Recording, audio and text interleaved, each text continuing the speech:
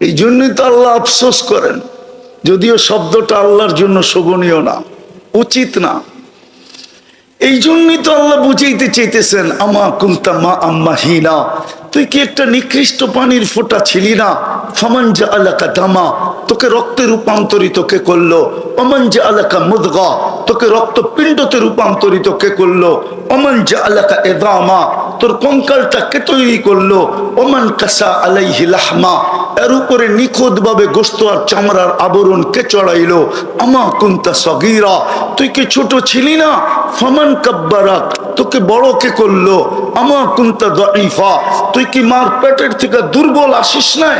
ফামান কাওয়াকা, ও যুবক তোর সুঠামত্ব কে দিল? ও পুরুষ তোকে পুরুষত্ব কে দিল? ও নারী তোকে নারীত্ব কে দিল? আমা কুনতা জাহিলা, তুই কি মার পেটের থেকে অজ্ঞ আসিস নাই? ফামান আল্লামাক, ও শিক্ষিত মানুষগুলা তোকে শিক্ষা দীক্ষা কে দিল? আমা কুনতা মিসকিনা, তুই মার পেটের থেকে কি নিশ্চয় আসিস নাই? ফামান আগনাকা, তোকে স্বয়ং সম্পূর্ণ কে করলো?